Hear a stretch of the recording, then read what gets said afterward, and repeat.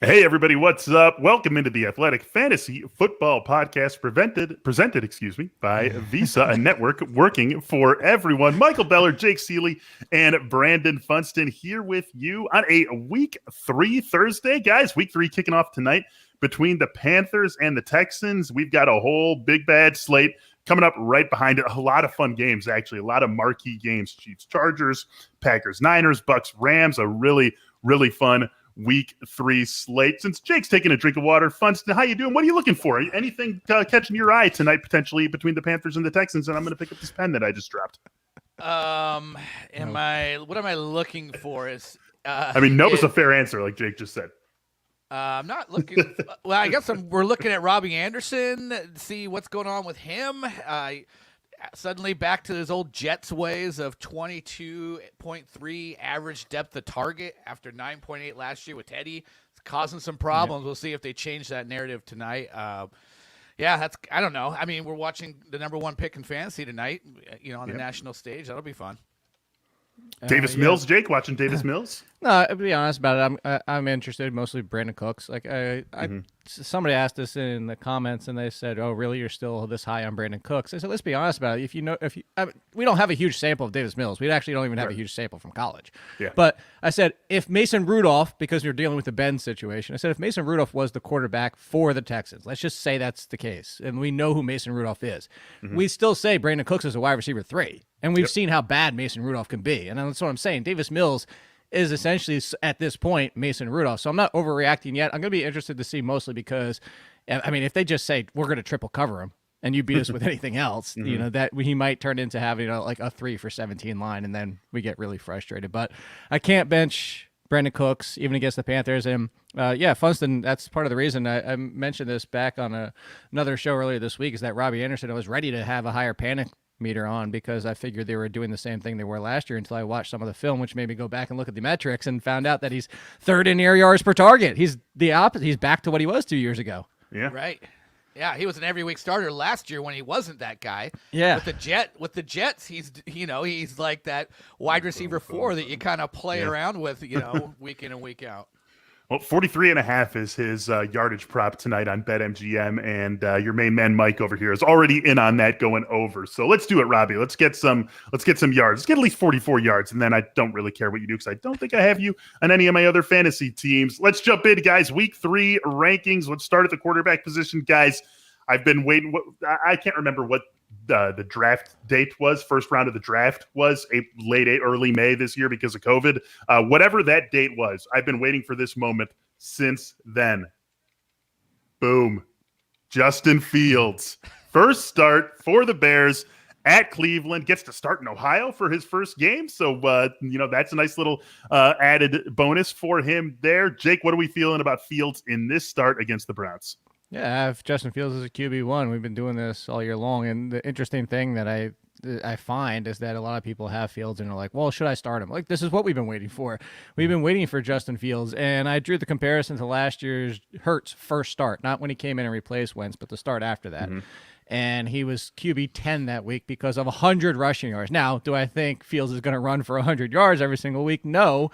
But they're very similar in the fact that he should be running for 50, 60, 80 with regularity.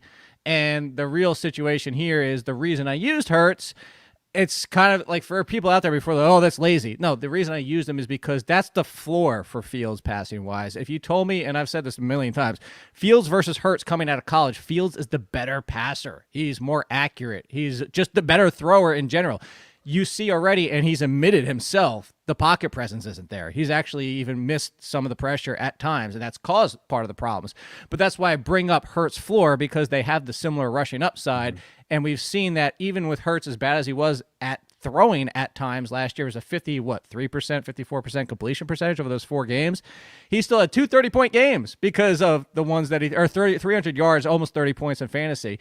So I'm starting Fields, and he's in front of Tannehill, and he's in front of other quarterbacks like Kirk Cousins and stuff like that. But if you don't want to take the risk, I get it, and at least see one game first. But if I had Fields and I'm waiting this long, unless I have a top 10 quarterback, I'm throwing him out there.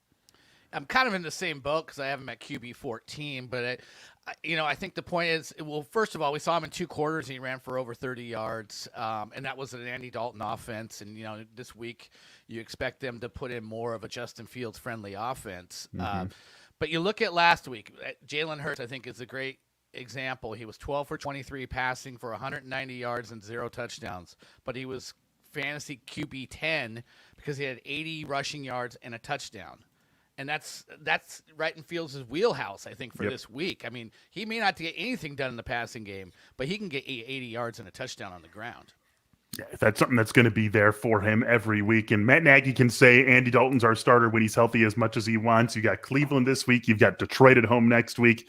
If Fields looks halfway decent in those games, I don't think we see Andy Dalton starting another game for the Bears this season and maybe ever. Next up on our list here that I want to talk about, Daniel Jones. You guys, a really productive game 10 days ago, or at least a week ago now, but 10 days ago by the time he takes the field on Sunday against the Falcons. Did that against a Washington defense that we know is imposing on paper, hasn't quite lived up to that billing just yet this season. Brandon, how are you treating Daniel Jones this week against the Falcons, a game where the Giants are favored by a couple of points?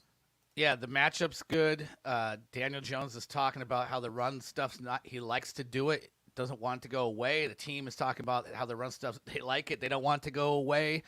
Right now, he has the second most fantasy rushing points at the quarterback position behind Lamar Jackson. So he's had plenty of, games in the past where we've seen the good rushing numbers. I think you have to kind of bake that in now. And I actually have him one spot ahead of Justin Fields this week. I think I look at him similarly, but look at Daniel Jones having a little bit higher ceiling in terms of passing this week. And that's interesting because I'm actually the opposite. I actually think he has for passing, yeah. But overall, I think Fields has the higher ceiling. I think Daniel Jones is the safer play, which is crazy to say. And so if you want to go with Daniel Jones, he's another for everybody out there. For Fields is at 12, right in front of him are Rodgers and Stafford. Right behind him, Daniel Jones, Tannehill, Cousins, Carr. Carr is still that's another one. Like, I just feel like as soon as we trust Carr, he's going to just bite us. But that's the same way I feel about Daniel Jones. It's like we're ready to trust him because what's the real reason? It's not even so much the passing; it's that he's been a decent passer, but it's the rushing. He's right. If he's going to keep running like this, he's essentially, for all intents and purposes, I'm trying to think of like a good comparison. I was going to say the later years of RG3 of like 600 yards in a season, not 900, because that's why I wasn't going to say like the Hurts and the Murrays and stuff like that. But Josh Allen, there you go. It's Josh Allen without the rushing touchdowns, but he's getting the rushing yards. And if he's a mediocre passer, it's the same reason I kept arguing for Jalen Hurts and using Daniel Jones' passing numbers from last year as the baseline. Well, he's been a mediocre passer so far, which is fine because he's running. So Jones is actually the safer floor. But if it goes wrong for Daniel Jones, it just really goes wrong. It can go and that's wrong. why, yeah. The turnovers, the line, they are favored by 2.5, like I said, in this game. We got an over-under sitting in, 47.5, 48, somewhere right around there. So we could see a high-scoring game in this one between the Giants and the Falcons as well. Always like having your quarterbacks involved in that. Jake, you referenced the next guy I want to talk about, Derek Carr. And the reason why I put him in the show is because after what he's done, you're seeing a lot of people starting to trust him through just a couple of games this season. We're talking about a guy with 817 passing yards, better than 8 yards per attempt, almost 9 yards per attempt, 4 touchdowns against 1 interception. But both of you guys sitting pretty comfortably outside the QB1 class. I think you were both at 17 last I looked this morning. So, Jake, what's the case for Derek Carr down at QB 17? It's not so much he's down, but I was talking to Jeff Ratcliffe, and he took the words right out of my mouth. It's the same person I compared him to. He's basically our new Phillip Rivers. Is at the end of the year, he's going to finish like QB 11, 12, 13, and it's going to be more of like Frank Gore's RB2 seasons. He got there by compiling, staying healthy and compiling the stats over the year. He was always bouncing around that QB 10 to QB 15 range. But if you bounce around that range and then you stay healthy the entire season, you finish there. And it's like, okay, that's fine. But the biggest concern I have about Derek Carr is he's throwing it more than anybody right now. And he's still only where he is, which is a low QB1, but mostly because of the touchdowns. But is that really going to change? Like, if he's going to really keep throwing 300 yards and get the touchdowns back, then this is disrespectful and too low. But I just think it's similar to Phillip Rivers. It's like, there's plenty of games where he threw for 300 yards and 1 touchdown. It comes back, throw for 220 and 3. And then he has just his normal 250 and 1. And like, it's just, I can't push him higher. I want to, but at the same time, it's just I feel like we've done this whole game with Phillip Rivers already. Yeah, and I'm baking in a bit of the Miami corners matchup as well. We saw Brian Edwards and Henry Ruggs are showing out a little bit. Those guys are legit. I think that's the best cornerback tandem in the league. And you factor in Derek Carr has a little bit of a bum ankle, and Josh Jacobs probably isn't going to play. I'm just kind of lowering what we've seen him do. The first 2 weeks is great. I think we're going to see a little bit something less this week because of all those factors. Don't be fooled by the 35-0 score that the Dolphins fell victim to with the Bills last week. It's not like it was a 35-0 style of victory that we saw from the Bills a year ago with explosive and efficient play from Josh Allen. It was not that by any stretch of the imagination. So understandable why you guys are a little bit down relative to where he's been this season, I'll say, on Derek Carr for this Week 3 matchup with the Dolphins. Let's do just one more quarterback here. I want to talk about Kirk Cousins for a second. One of the highest totals on the board is Vikings and Seahawks, expecting plenty of scoring. 55.5 is the total on that game. Brandon, our resident Seahawks expert, what are your expectations for Kirk Cousins against that defense? 275 yards, 2 to 3 touchdowns. I mean, Kirk Cousins is the perennial guy that finishes as a QB1 that we don't want to quite rank as a QB1, but maybe it's just my jaded Seattle side. I have him at QB11 this week because I just don't see him having a bad game against the Seahawks right now. So I think he's just a super solid. Like I said, I think he is just 275 and 2 to 3 touchdowns feels like about as safe as a projection for a quarterback this week as I can get. Yeah, maybe the most copy paste Derek Carr. It's just it's another same range at a higher level, like a slightly higher with level. But with a better scenario this particular weekend than in a little bit more reliable weapons at every spot except for Darren Waller, and then just a better matchup as well, and probably a higher scoring environment as well with what we're expecting Russell Wilson and company to be able to do to that Vikings defense. So I think that's one of the more fun games in Minnesota, and the Vikings actually 1.5 point underdogs at home in that game. That's going to wrap up our look at the quarterback position. Protein powders can feel intimidating. Their formula is opaque, and not just because they're a powder, but the truth is we all need protein, and it's about more than just muscles. Ritual is here to change the protein game. You deserve to know what you're putting in your body and why you're doing that. And with a one-of-a-kind visible supply chain, Ritual will make sure that you always know what's in their formulas, where the ingredients come from, and why they're included. This is for tomorrow as much as it is for today, made with nutrients to support bones, brains, and muscles, and help maintain muscle mass as you age. Why not shake up your Ritual right now? Do it with a thing that's got a very nice vanilla flavor to it as well, sustainably harvested in Madagascar. To make trying something new a little bit less scary, Ritual is going to give you a money-back guarantee if you're not 100% in love.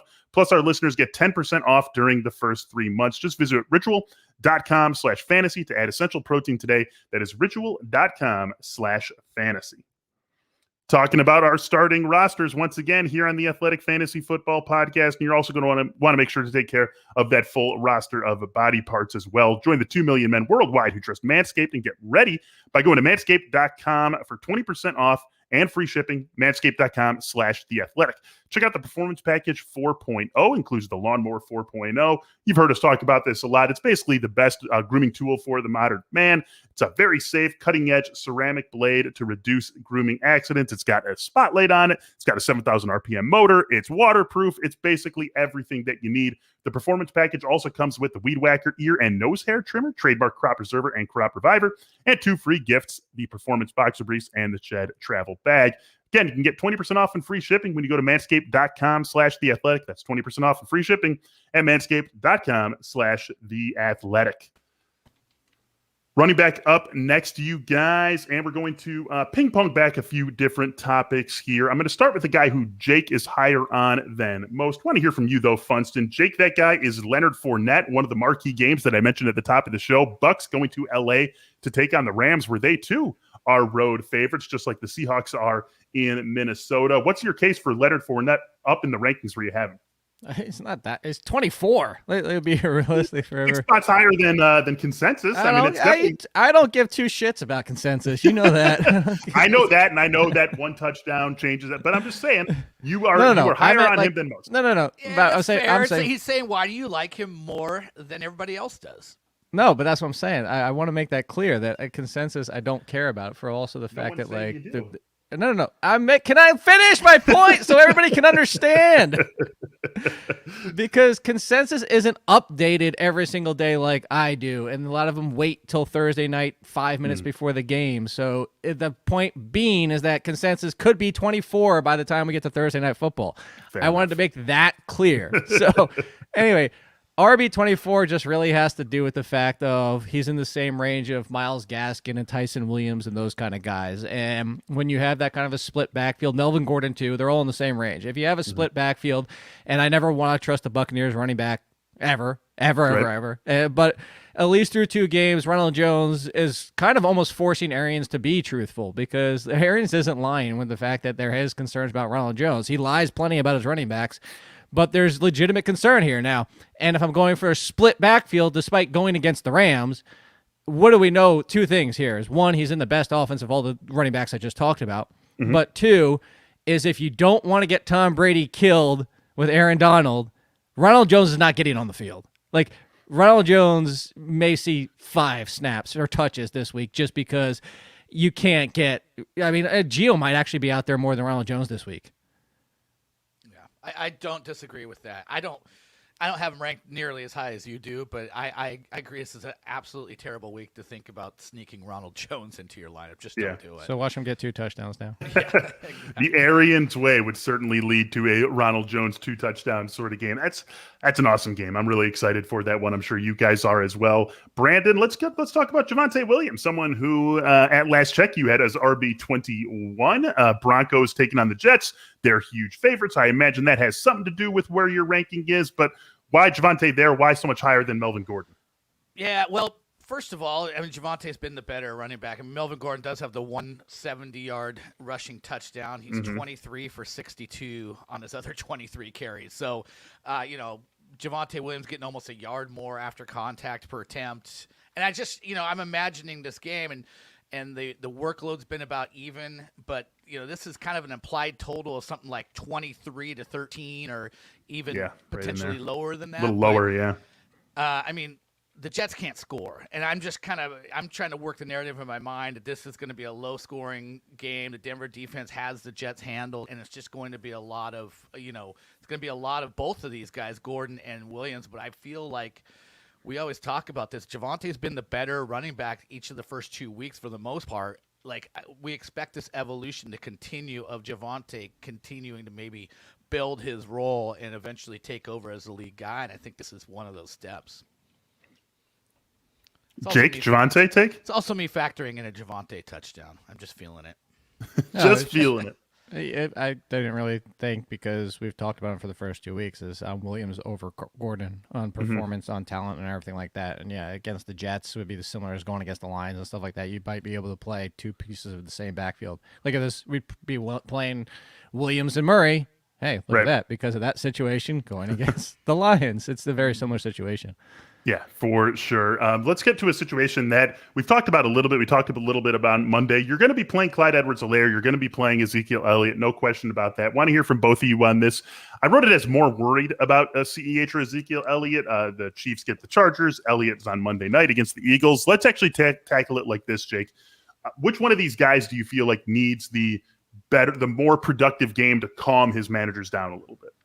Check the link. I finally got to do it. The worry report in the waiver article, CEH has more than Ezekiel Elliott. And it really comes down to, now I also included Edwards-Helaire as a sleeper this week because people might want to bench him. But the matchup here is really about the Chargers. I mentioned this. The Chargers give up a ton after contact. They already have given up 10 plays of 10-plus rushing yards on the season. Second, there's only one team that's given up 11, Jacksonville. So you look at that. It's a matchup where Edwards-Helaire not being involved in the passing game and not getting the goal line carries, where he can put up, hey, let's get him at least 90 yards. And if he doesn't score, doesn't do much in the passing game, at least that's a positive sign. But that's what I'm saying here, is that if he doesn't do it this week, it's already at like a 3 out of 5. And if it doesn't happen in this kind of a matchup, when the Chiefs are also giving a good push before he even gets to the line of scrimmage, then it's full on. I mean, put it this way: if he doesn't finish as an RB2 this week, it's a 5 out of 5. We're screaming down the streets. That's basically what we're doing here. Yeah, the only thing I would say I'm completely concur. I mean, Ezekiel Elliott is getting goal line carries. He is getting work in the passing game. That's working out. I would say the only most routes run, I believe, actually, in the NFL among running backs is Ezekiel Elliott right now.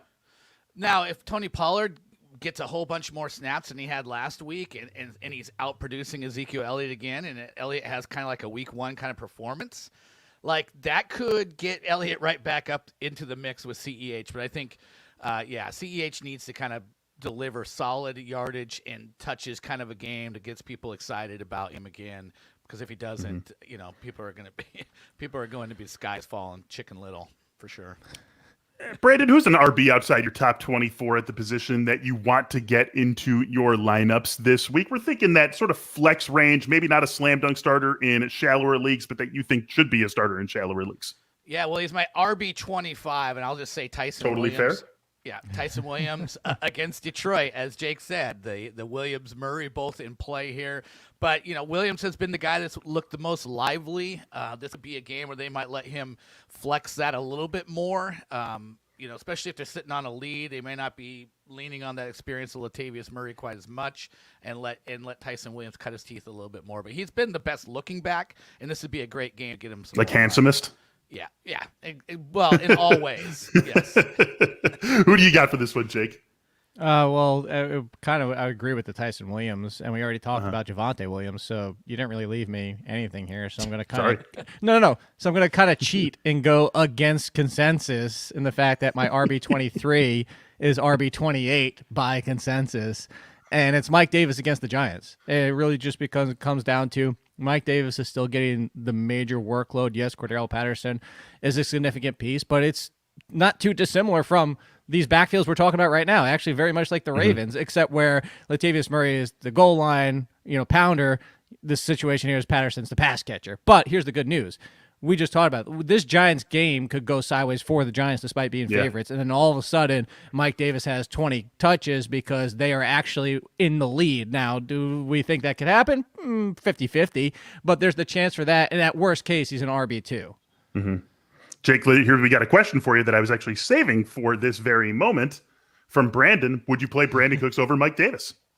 If you need more upside, but it's definitely the lower floor. There's no question about it. So it really comes down to what do you want? And that's what this is why I did the intro in this week's article about like getting inside my brain. It's a very brief look, but if running backs and wide receivers, you don't want to go much more than a brief look. No, you don't want my Jake's full brain. If they're running backs and wide receivers are every close, it's always going to be the running back. You get guaranteed touches, and some weeks there might be like a ceiling, like Javonte Williams, guaranteed touches, but we know his ceiling is actually potentially even top 15 because what if he takes over, or what if he just looks so great and they just turn to him more? But more often than not, it's just a safer floor. Brandon Cooks just mentioned earlier in the show. I mean, he could legitimately get triple covered and come out of this game with almost nothing. So if you don't need that risk, I would just go Davis.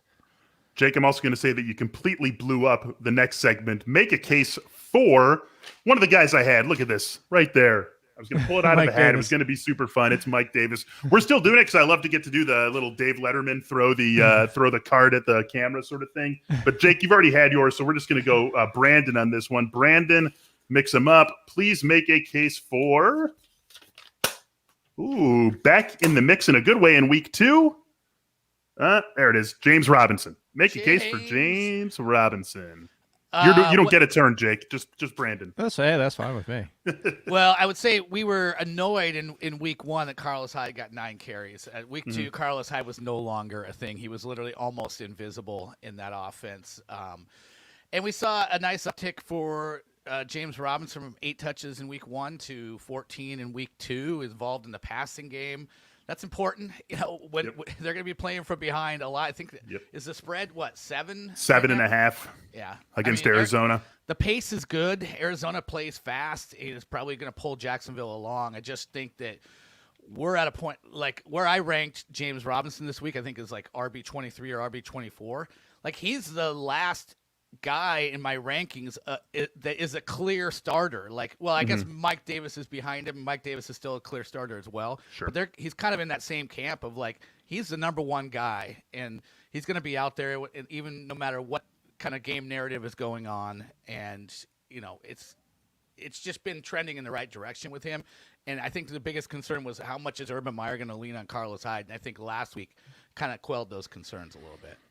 They're going to have to put up some points in that game if they have any hope of staying somewhat within reach of the Cardinals. Again, 52 is the over-under. 7.5 point favorites are the Cardinals in Jacksonville. And love the Mike Davis shout-out as well. Third most routes run among running backs so far this season. And these routes run, a lot of these stats that we referenced come courtesy of True Media, an invaluable source for us here at The Athletic. Let's go head-to-head, you guys. I want to go head-to-head on Elijah Mitchell because we have a bit of a difference of opinion.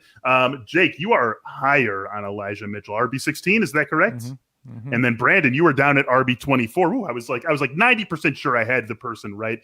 So Jake, make the pro case for Elijah Mitchell against the Packers. Another one of these big marquee games, this one on Sunday night. Well, a couple things is Packers run defense still not that great. A little bit better than it has been, but still not that great. And it comes down to who's touching the ball for the 49ers. Elijah Mitchell at the end. Like, that's really all it is. It's just like Trey Sermon's not out there. JaMychal Hasty's out for multiple weeks. They actually leapfrogged Kerryon Johnson with signing Jacques Patrice and bringing him to the roster, who is just a bull. I even mentioned him in the waiver column to say, like, if you're in a deep league, just take, because he's on the 49ers. That's the only reason. I said if Patrick was signed by the Giants, nobody would give a damn, and rightfully so. But he's on the 49ers, and that's why you take the chance on Patrick. But, you know, Trenton Cannon is Trenton Cannon. He's a change of pace option and still a middling talent. So it just comes down to Elijah Mitchell is going to get 70% of the work, and any running back, if it was Patrick and you knew Patrick was getting, or Jacques Patrice was getting 70% of the work, I would put Jacques Patrice as RB17 or 16.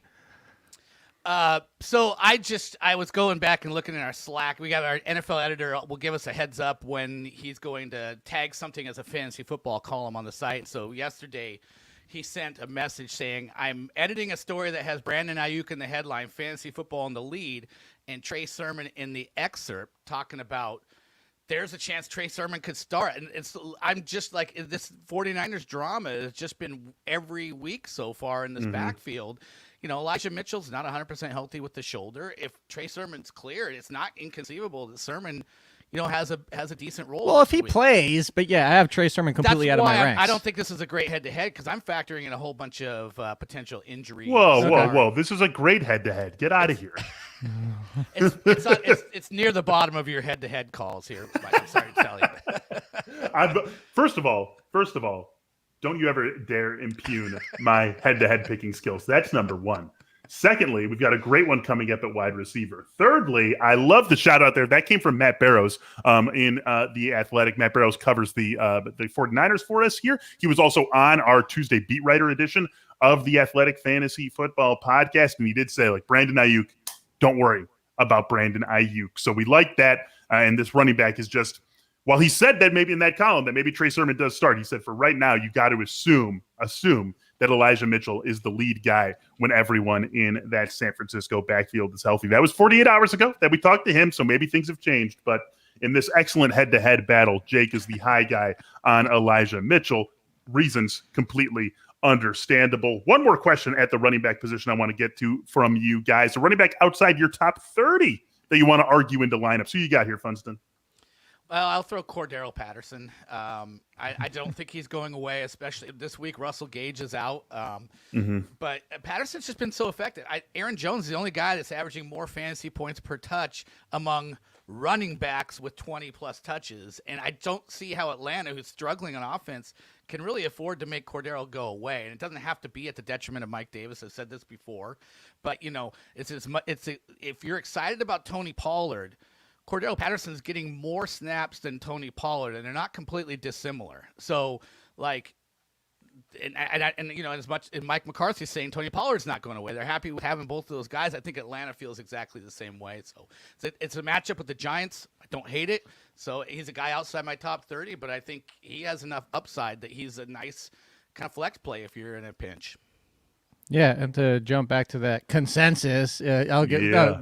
Patterson, when I initially did my rankings, was at 36. He's still at 36, but why I bring that up is because he was plus 16 over consensus, and now he's plus 9. It's like already coming around, and that's my point about consensus. Is like to go back to that and bring it full circle there. But Thanks. so Thanks. you didn't really leave me much here, Funston, because it's like Patterson was going to be the. going to go Cordero because you've been like poo-pooing, No. not on him, but pooing him because. Oh no! finally I've actually been did it. driving down to Atlanta and just dropping deuces right in front of his house and setting him on fire. And also, no, I continually said the reason is Patterson is if you want Nyheim Hines, James White, all the Tariq Cohen when he's healthy, like if you want that then fine. But that's why is because people out there are acting like all of a sudden he's a top 20, top 25 running back, and that's my biggest thing. And it was more so the fact like Mike Davis isn't going away. So I'm still scanning.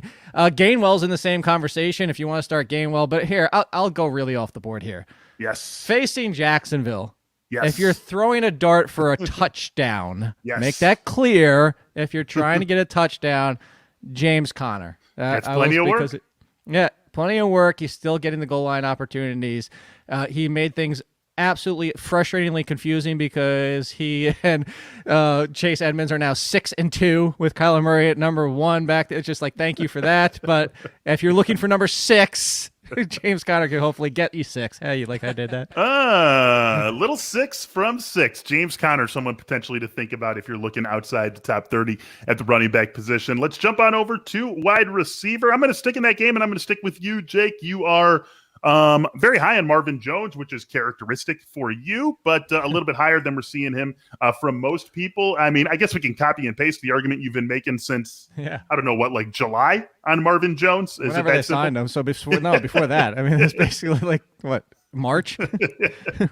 Yeah.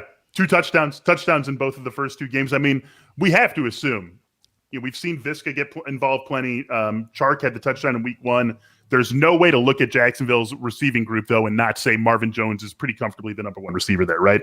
Yeah, because everybody got left out except for Marvin Jones last week. And here's the good thing. As bad as Trevor Lawrence has looked, he is throwing the ball downfield. He is I think top 3 in your air yards per attempt. Yep. So, if you look at him, yes, it's been miserable. It's been ugly. It's not the greatest matchup because Arizona's been getting pressure, and that's part of the issue has been Jacksonville's offensive line and Trevor Lawrence handling the pressure. I mean, honestly, I think the entire world expected better from Trevor Lawrence so far. But at least he's throwing it downfield, and he's throwing the ball. 50% of them it might not even be exaggeration of going to Marvin Jones because it wasn't last week and it's exaggeration. So that's really comes down to. I think Chark is a nice boomer bust in the same game, and Shenault is the same concern I had in the preseason. He's the third one. He's on the field the third amount of time, which is a decent gap, just like Claypool. But the difference between Claypool and Shenault is Claypool's at least got the touchdown upside, and he's a more complete wide receiver. Makes stuff happen down the field. Yeah. Shenault's kind of in the Rondale Moore conversation in a worse offense, and when he's on the field, the touches aren't like when the Cardinals put Moore on the field, it's almost like there's a 50-50 chance this play is for Moore. Yeah. When Shenault's on the field, it's just no guarantee the ball's even coming his way.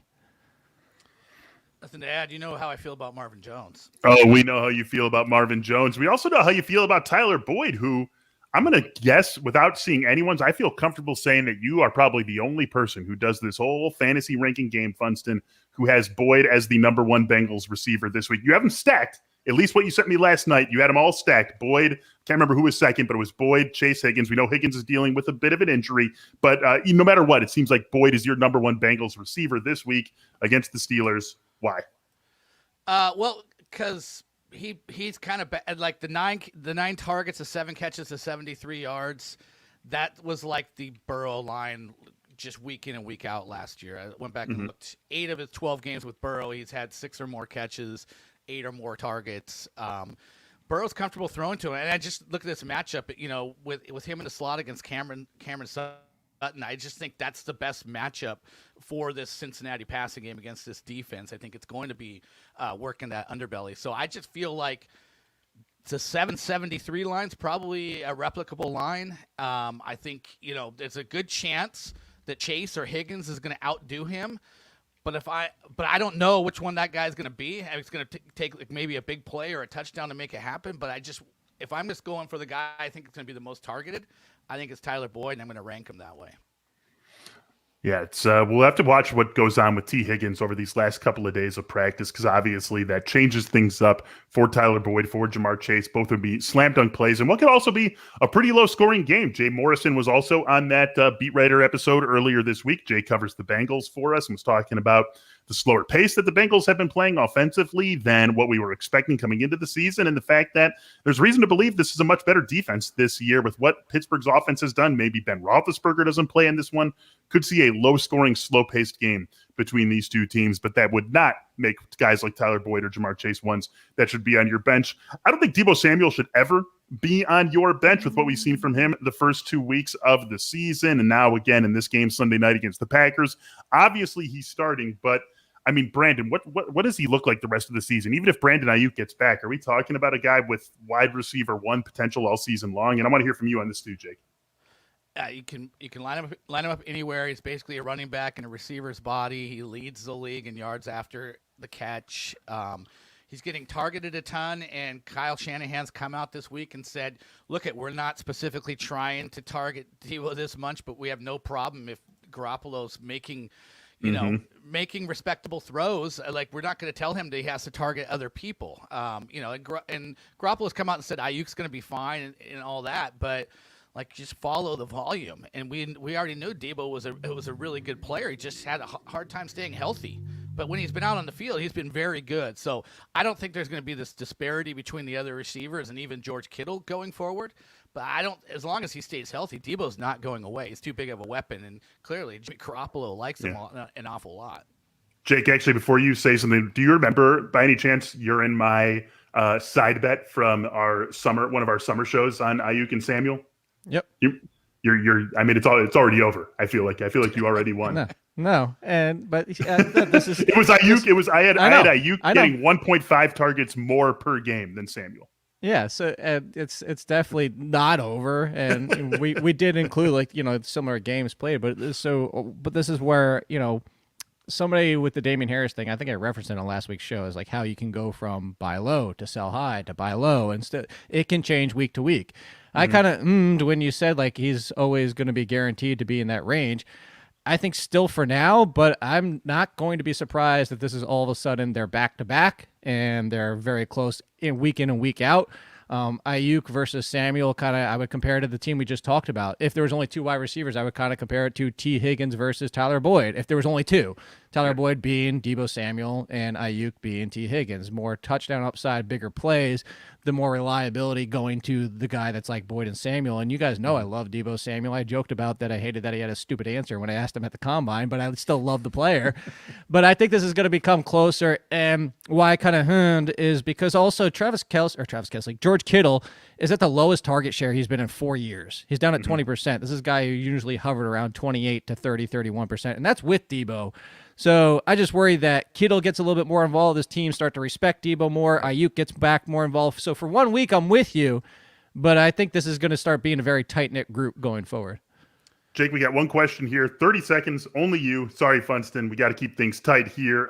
Pick two for flex: Pollard, James White, Mike Davis, Marvin Jones, half PPR. What do you got? Davis and Marvin.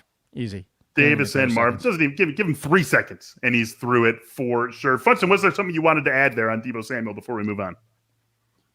No, I started the Deebo Samuel. You threw it to me first, so. Well, it just looked like you were about to start saying something. I thought maybe you wanted to rebut what Jake was saying. It did look like you were about to. It did look like you had something on. Okay, I was going to say I have one league left where I have waiver priority over Fab. I can't get my guys to change it, and I was number 2 this week, and the number 1 guy we both put in claims for Michael Carter, but the guy that got Michael Carter dropped Brandon Ayuk. And so I used my number 1 waiver claim on Ayuk. I was thinking in my head, like, in a 12-team competitive league with decent-sized benches, I don't know if there's going to be a better player than Ayuk to come across for me. So I was willing to spend it. Maybe one time we're back in the discussion where Brandon Ayuk would fit here. Wide receiver 3 that you want to start. Who do you got? Let's let Jake take this one first. Wide receiver 3 you want to start. I wasn't even prepared. I was just trying to multitask and answer. I'm answering questions. I'm answering questions at the same time of the show.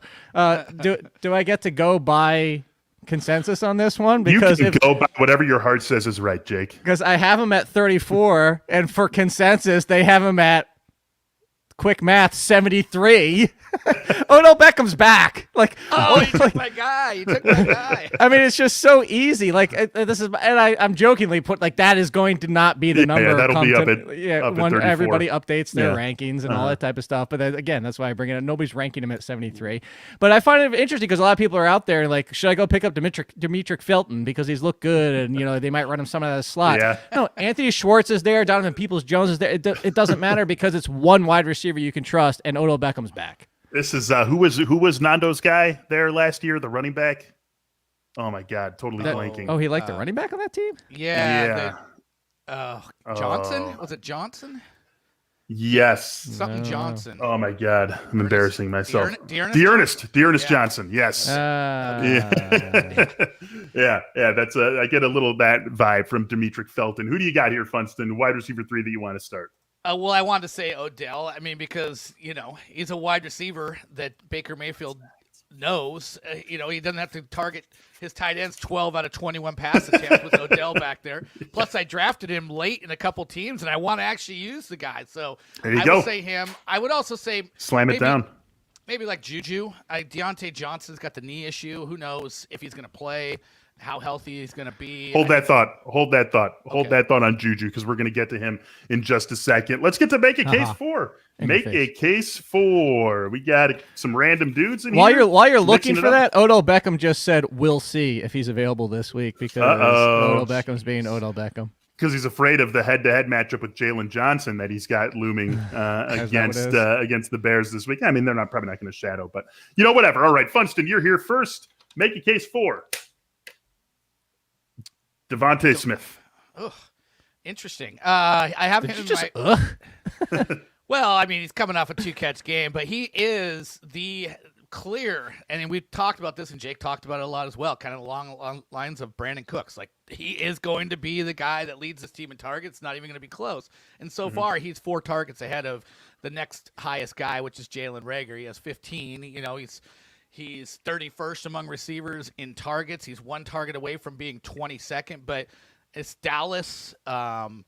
It's a team that's given up 4 90-yard receivers, and if this game has got I think the total is like 52. If it's going to be a high-scoring plus 50-point shootout, and they're going to have to throw the ball a lot, then I want Devontae Smith out there. And yeah, I understand it could be a little bit volatile given Jalen Hurts' deficiencies as a passer, but you take your chances with the expected volume that Devontae Smith is going to bring to the table. All right, Jake, we got one for you here. Make a case for. Let's see, who is this? Oh, this is a fun one. This is a fun one because I don't know if we know who his quarterback's necessarily going to be this week, but it is Michael Pittman. I don't care who his quarterback's going to be because Michael Pittman's the number one. All the overreaction to week 1 was right out the window. I am mildly okay with ODU's own Zach Pascal, too. What are you putting the hat on for? What hat is that? This is a basketball thing I do here in Chicago. It's called, it used to be called Hoops Link. It's called Swish House now. Just kind of random timing to throw that. Yeah, it's just like, does it have to do with Michael Pittman? It totally threw me off there. But you said you're Zach Pascal too? To a degree. Pascal's going to be lower, mostly because if it's Eason, we don't know that he's going to look at the reason Pascal has an advantage of most weeks as a wide receiver 4 is because Wentz looks to him. Like I drew the comparison on Monday is it's similar to Adam Thielen. He has his eye went in the red zone. He's not doing a whole lot outside of that, but Pittman's the number 1. Easton's got a bigger arm than Wentz at this point in the career. And a little bit more aggressive. I would say you got the Jameis Winston situation here. But not the Jameis Winston only throwing for 150 yards, like old Jameis Winston where, he could throw 300 yards, 3 touchdowns, and 4 interceptions. He could also go out there and throw 150 yards and 3 interceptions. You just have a miserable day. But in that case, Michael Pittman is a wide receiver 3. I'm still willing to gamble. Yeah, it's we want to see a little more. I want to see more juice out of the Indy offense as a whole because very high on Michael Pittman coming into the season. We need just a little bit more to feel good about that offense. I think we're going to get a little bit more out of both of these guys this week. You're starting Allen Robinson. You're feeling great about Justin Fields being in there. You're starting Robert Woods. That's not a question. Who has the better week, Funston, between these two guys? Well, I think I actually have Woods 21 and Robinson 22. So like I'm probably going to vacillate on this a little bit, I would say Robinson has the higher ceiling and Woods has the better floor. And you always get the potential for some rushing numbers out of Robert Woods as well, but this could be a rough week for Justin Fields throwing the ball, and it might just be a work in progress in that department. And Allen Robinson's best days are going to be maybe weeks down the road. So I would probably lean Robert Woods just because of the safety factor this week. Jake, who's got the better week between these two? They're 20 and 21 for me. I agree with Funston. Look at that. If you want safe, it's Woods. If you want upside, it's Allen Robinson. I completely agree. There you go. And yeah, it'll be fun to see Justin Fields play 4 consecutive quarters and what that means. Put that one right in the arms of Allen Robinson last week. Would have been a 40, 45-yard touchdown, something like that. Went through the arms of Allen Robinson as well. Funston, I told you to wait, to hold that thought on Juju just a couple of minutes ago. It's because it's our wide receiver head-to-head. Juju Smith-Schuster against the Bengals. A little bit of a difference of opinion between you guys on Juju. Funston, since you already started, why don't you take this one away first? Yeah, he's been reasonably targeted 15 times, the same as Devonta Smith. Eye test wise, he's looked pretty good. He's still getting used in the very short range area, but I think with the Deontay, this is a little bit hedging on the Deontay Johnson knee injury. We'll see if he plays or if he plays much, if he's limited. So I think I'm kind of sort of factoring that in, baking that in. Probably why I'm a little bit higher on Juju than Jake is.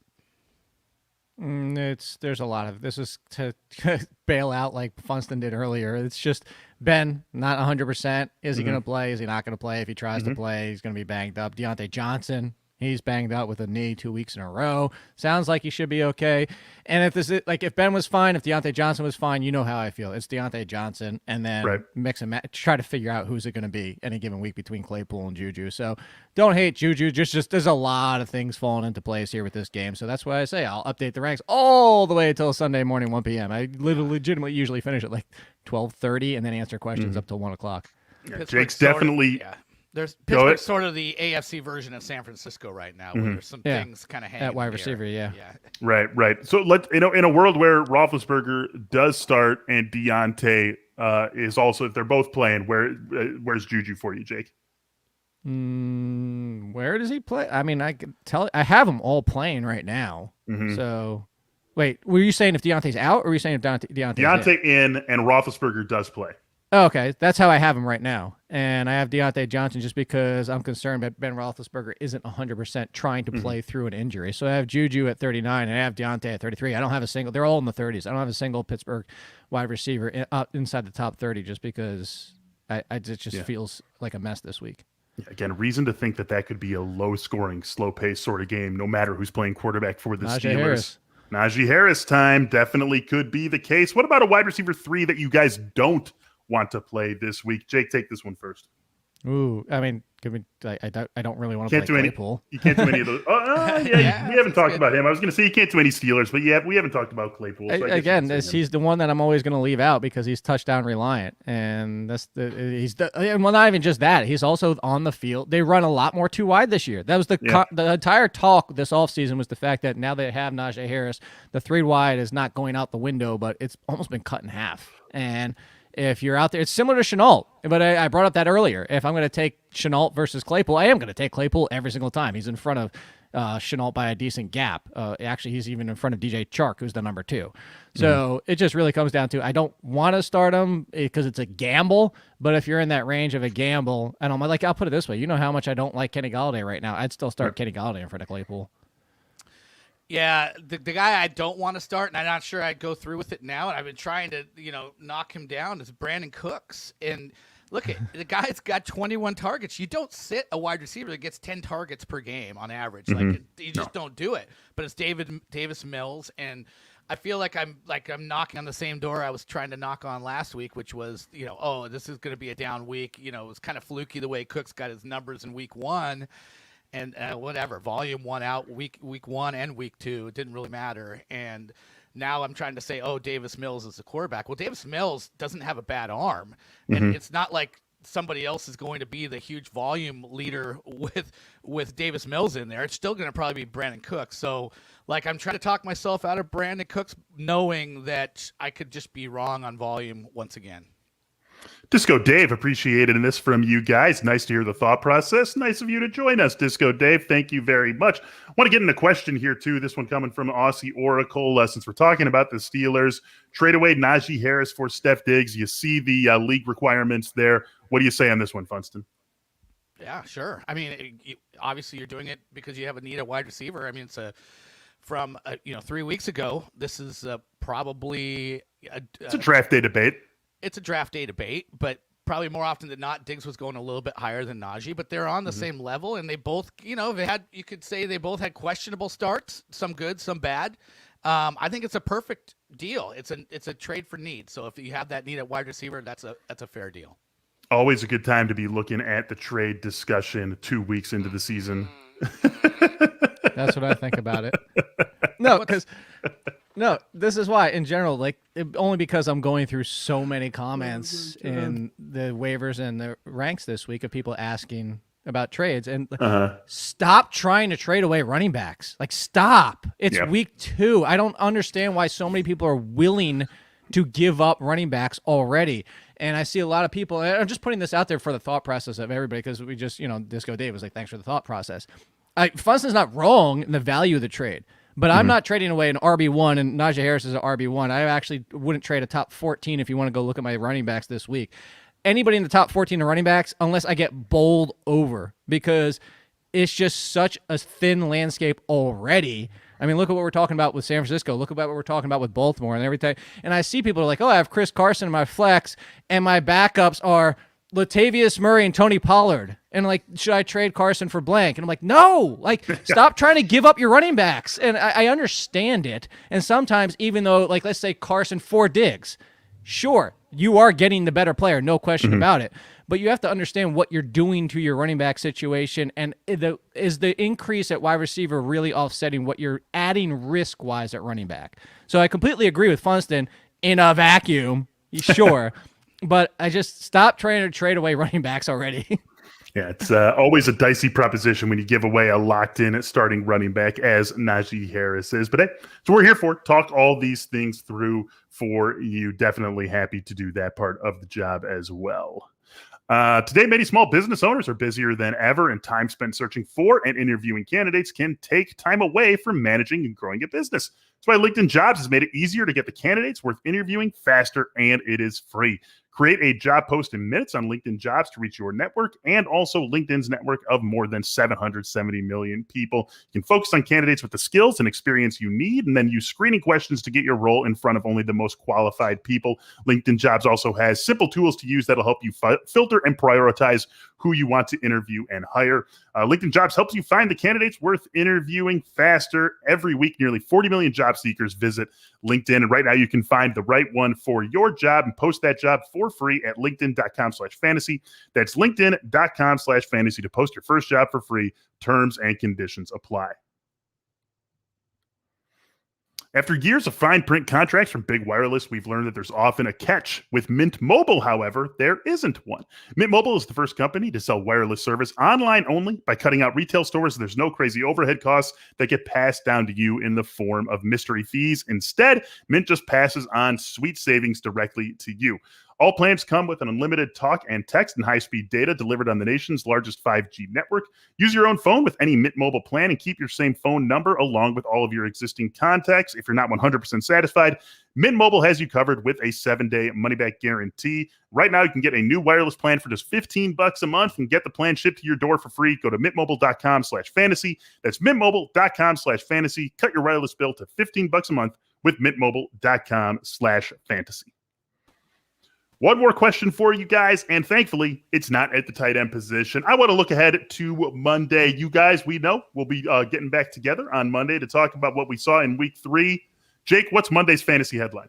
No, go to Funston first. I want to write mine. We haven't used the freaking blackboard yet. I'm writing mine on the blackboard. Oh. Funston, what's Monday's fantasy headline? Get a blackboard also, you loser. I have a blackboard, but you didn't tell me to use it. And Jake needs time, so I can't write while Jake's writing. So let's go with Saquon Barkley is back. How about Yes. that? How about That's a good one. Saquon Barkley goes over 100 yards from scrimmage, scores a touchdown, gets a bunch of volume. I think he's set up for it to happen. I'm not saying it is absolutely going to happen, but it's very. I had to conceivable. add to my writing because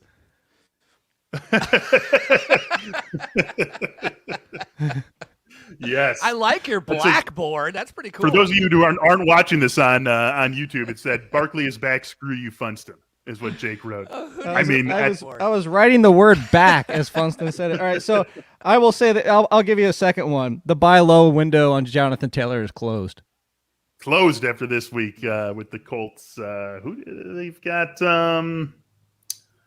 Jeez, who do they? We already talked about it. And let's Colts and be Titans. honest. I mean, Justin Fields, if he's good, that'll be one of the lead headlines as well. Yeah, for Oh, sure. hey, you know what? I'll give you a bad one too. Oh man, let's roll the headlines. Let's do it. Keep it going. Because of the matchup, is Zeke droppable? You're gonna get people like that. Oh. He's facing the Eagles defense, the run defense, so there's a legitimate concern there. But no, look, I say that jokingly, but I mentioned this yesterday, and I wasn't trying to call this person out, but not everybody is experienced, and I'm not even talking about like our level. Have or you been ever in the league been for 20 experienced? I'm talking low level experience because I had this legitimate question in the comments. Don't go to this person, don't call them. Like seriously, people are new. Some people are just starting to play fantasy football. Yep. But I said, should I trade Antonio Gibson for Alexander Madison because I own Cook and Gibson's been concerning? And I'm just saying, like, this is why we always say, people are like, not in my league. Well, this is why you try to take advantage of overreactions all the time, and not everybody knows. Like, people are inexperienced. People are casually playing in some leagues. So that's why I jokingly said there's going to be people out there, if Zeke has a bad game against the Eagles, it's going to be like, oh, should I drop Zeke?